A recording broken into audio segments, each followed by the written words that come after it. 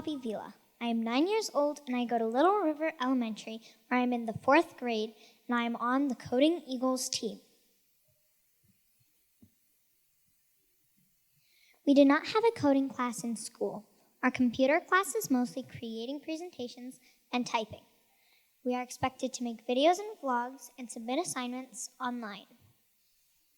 Last month, I was part of a team that competed in the Code Monkey Code Rush Championship. I got on the team by volunteering to try out. There were 7 boys and 3 girls on our 10-person team. Code Monkey is a national programming challenge which teaches kids how to write code and solve problems. In Code Monkey, we worked as a team on challenges which could be used in real-life code. We used CoffeeScript, which is like Java. An example of a challenge we did was to get the cartoon monkey through a maze to get bananas. We had to plan out, test, and find our mistakes. Some skills we learned were iterative loops, tests, arrays, functions, and code optimization to use the fewest lines possible. Over the course of 2 weeks, we had to solve 67 challenges. Each challenge was rated out of 3 stars. Stars were awarded for making the code more elegant. Even my dad, who is a professional programmer, had trouble with some of the challenges.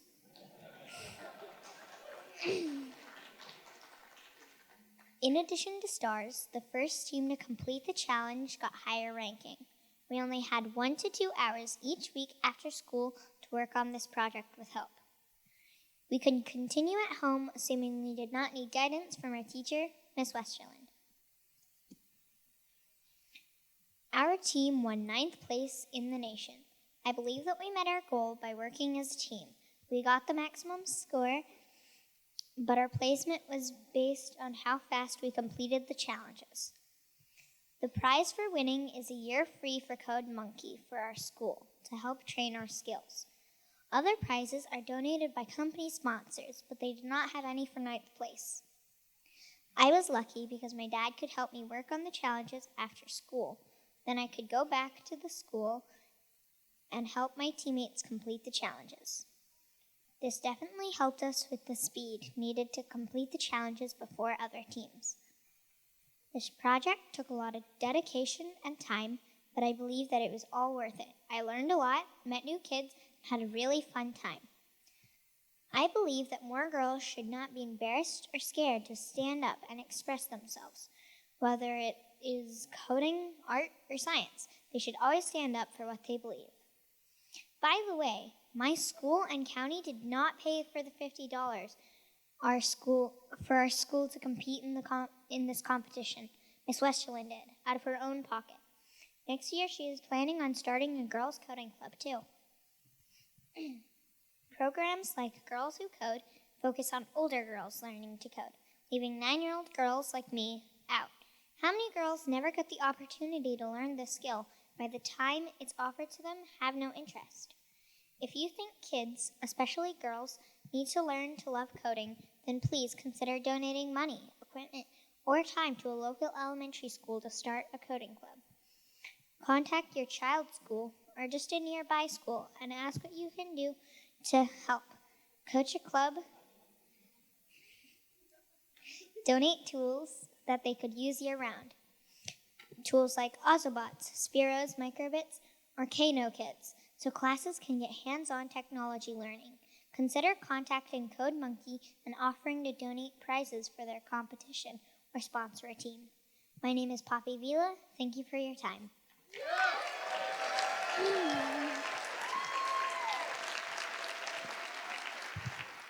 Hi, I'm JJ. Yes, I even have awesome at IBM.com. I'm Steven. Right, okay. So this is everything you need to know about Kubernetes in 5 minutes. So my goal from here, first of all, is it's kubectl. If you say kubectl, you're wrong. It's kubectl because you want to cuddle your clusters. Ah, there you go. So the smallest portion inside of Kubernetes is something called a container. We all know containers because of Docker, but as you can see, it just sits on top of it. Then we have It didn't, I usually time that better.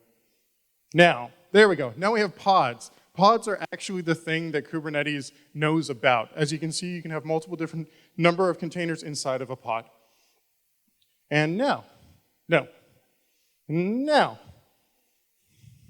there we go. Deployments. Deployments are the way that actually Kubernetes can make sure that n number of pods are up and running. As you can see here with pod A1, A2, we have 2 deployments to make sure that those pods exist. If one blows up, it'll immediately create it. Now nodes are the thing that is actually, that is the compute of Kubernetes. There are multiple, as you can see, Kubernetes is across all of them, but nodes are just anything with a CPU, GPU, computer. But interestingly enough, nodes don't actually matter because all Kubernetes is a shared API to compute. When you boil it down to anything, or what it is, it's just a shared API to shared compute. It will always make sure that container is running. If something blows up, like for instance that one A2 has blown up there, it'll immediately schedule it somewhere else, like on that far right side right there, or or if pod B blows up, it'll schedule something else. So let's talk about some internal concepts of Kubernetes. If you don't know, K8S is short for Kubernetes, just because there's 8 letters between it. There's no reason other than that. It was supposed to be a joke. Thank you. So internally inside of Kubernetes, as you start spinning up more containers, and because they're in pods, they're ephemeral, you need to be able to talk to each other. That's where kubedns comes into play, and that actual YAML is an example of making port 5000 talk to that. Namespaces. Namespace is the other next really important concept, which is a way to create partitioned ways to use the same type of pods. You can think of QA, dev, and production using namespaces. Node ports, don't use these. This is a way to take one node or one port and map it to one other port inside a container. It's not designed to scale, it's only designed from 1 to 1. Don't use these. Now, load balancers is what you'll see mainly out there. Load balancers allows n number of pods, which is pretty cool, and it is extremely powerful. Read the documentation, you'll be really, really impressed. Now, yes. So ingress. This is the hardest concept inside of Kubernetes. I actually have 2 slides on this because it takes a minute to explain. If you look on the far left-hand side, that YAML, which is a fake example, maps out the way from a service to a container that talks to a database. Don't run databases in Kubernetes. Now, if you need to, this example, you would be running a 3-node database there. But it is a way for everything kind of comes together. Let's talk about an ecosystem. Now, damn it.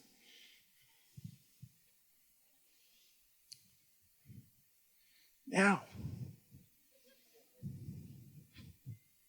There we go, Helm. Because we need another package manager, right? That's what Helm is.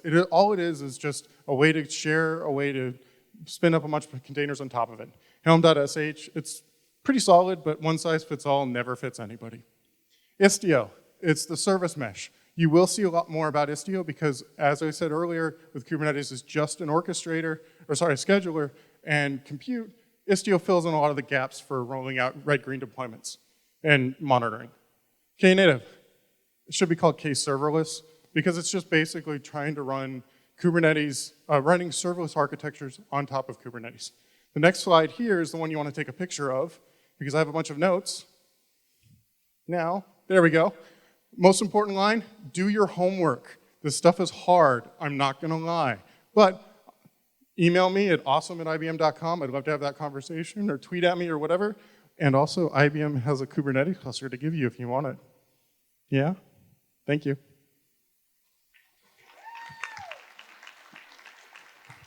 Thanks. All right. Hi, everyone.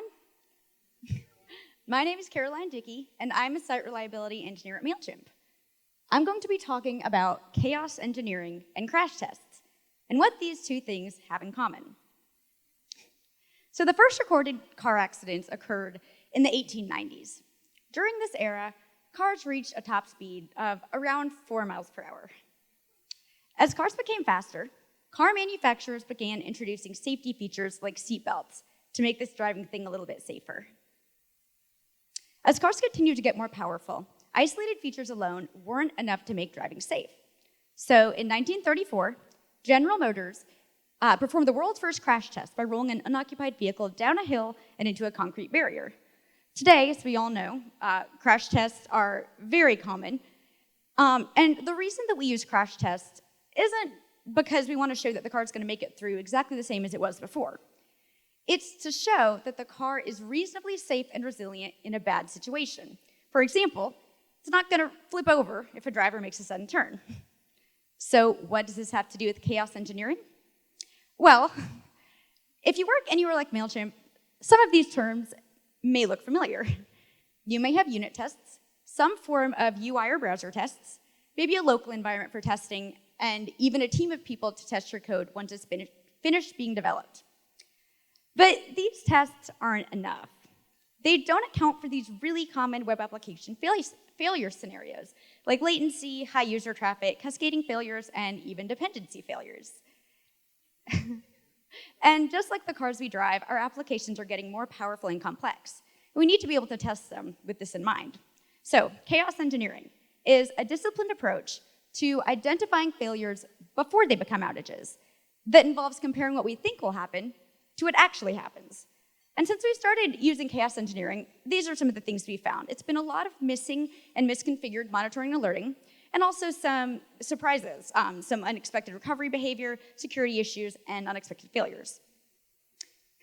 If you're interested in starting chaos engineering at your company, I would recommend first talking to your team and manager to get buy-in, and definitely also doing some research, maybe looking at some previous incidents and trying to see if chaos engineering could have helped with that. You also don't have to build your own chaos engineering tool. We're using a software called Gremlin, and we really like it because it allowed us to get started right away. It's easy to use, it has a really nice UI, and allows you to run a wide variety of different tests. There are also a lot of resources out there for planning your first game day, which is just an organized test event. I would recommend just getting something on the calendar, even if it's limited in scope or attendance, and then iterating from there. I also always bring cupcakes. I found that helps with attendance. And a word to the wise. Before you jump right in and start breaking things in production, please make sure that you've documented and discussed your steps for rolling back if anything goes wrong. Testing in a staging environment is a great way to be a little bit safer about this. So, in our MySQL database configuration, we have a primary and a secondary replica, both of which support read and write operations at all times. And we're looking at making a change that would have only one of them support read-write and the other one read-only. And when the virtual IP flips from one to the other, we would see a brief period where they might both be read-only. And we wanted to understand what this would look like for the app whenever this happened. So we ran a game day around it.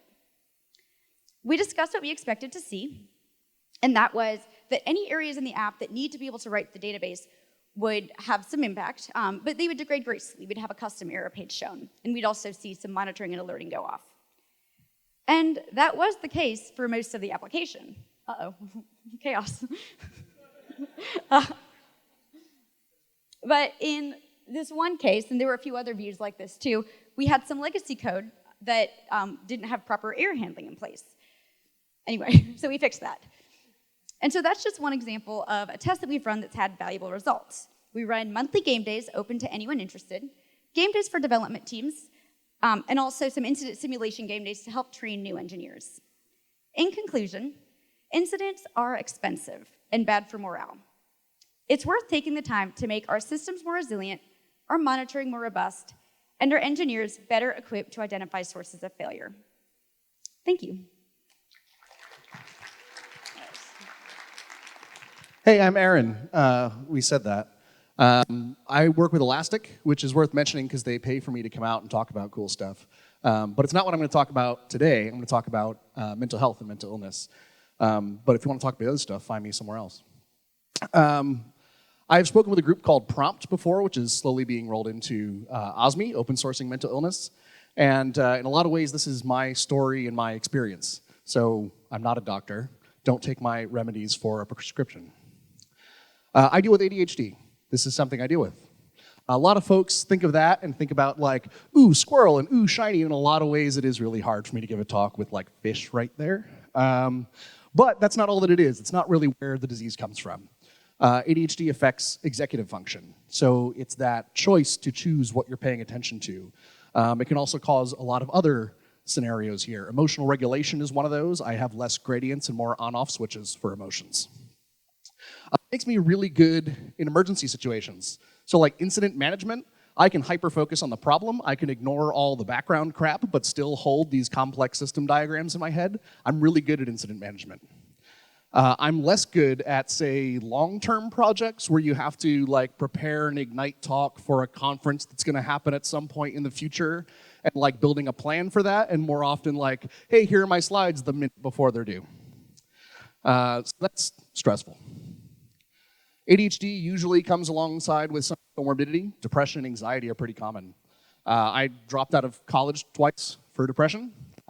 Wednesday before, it's not Wednesday yet, so last week, I had a panic attack in the middle of the night because I had a lot of crap that's going on. And it was hard. It just weighed on me, thinking about all of it all the time. And in an industry where we use cognition as something that's our value, and for me, who grew up as the smart kid as part of who I was, it's really hard to fail at those things that deal with my brain. This is kind of a graph of how the US has mental illness. 20% of US adults should experience some form of mental illness in the year. The last graph comes from an OSME survey in 2016, where 42% of tech workers identified as having some form of mental illness. So look around the room, that's a number of people here. But that's not all we are. Like, we're complex individuals. This is sort of something I thought about. We're really like a whole bunch of microservices that sometimes go together and make consciousness. You know, the mitochondria is the powerhouse of the cell, and all these cells build us into these weird, complex things that have all these different component parts. And so I realized something I need to think about when I'm trying to understand what's happening is observability. I need to see what's actually going on inside here for me to have a better idea of how to move forward when it's not working correctly. So for me, anyway, a lot of what motivates me and drives me and helps me understand what's happening is emotions, right? Emotions all play into how we perceive the world and how we act and how we go forward. But again, I have ADHD, and that's a lot of things to try and narrow down. This actually comes from a friend of mine, John Sowers, who has a great talk called Hacking Your Emotional API, which you should check out too. So I was 6. 6 is perfect for me. This kind of breaks down to sachet, kind of, it's spelled different. But sad, angry, scared, happy, excited, tender is a good way to kind of get a grasp on what I'm feeling in a moment. I'm feeling scared right now because I'm giving a really personal talk, right? But I'm happy and excited for the cool things that can come out of this. I'm really tender for this group. I always love getting together with DevOps groups because I feel a connection with everyone here who's sort of working together to build something better. Blamelessness is part of it too, right? When we mess up, we can't just go looking to point the finger, and especially if it's your own brain and you're the one who screwed up something you had planned for yourself, like blaming you is not going to be better because your performance is not your worth. When I mess up, it's not because I'm a less valuable person. Your performance is not your worth, is not your value. It's important to use it as a learning experience, not as a way to seek blame. This is another experience I had after organizing DevOps Days Hartford. Just sort of the weight of everything crushed me in a day. And the problem was I had so much to do, it felt like an uncontrollable mountain I couldn't dig out of. So I had to lower my work in progress, right? I had to do one thing, get out of bed. Great, I can check that off. Now I can move something else into my work in progress list. Take a shower, excellent. Brush teeth. And I got those 3 things done by like 10:30 p.m. and time to go back to bed. But I didn't do nothing, and that was the big deal about that day. So this is kind of a sum up. There's a lot more. Check out osmehelp.org if this resonates with you. Check out emotionalapi.com. I'm going to suggest an open space so we can continue this conversation if you want to hear more about my story or other thoughts, or if you just want to talk about mental health. So we'll talk to you later. Thanks.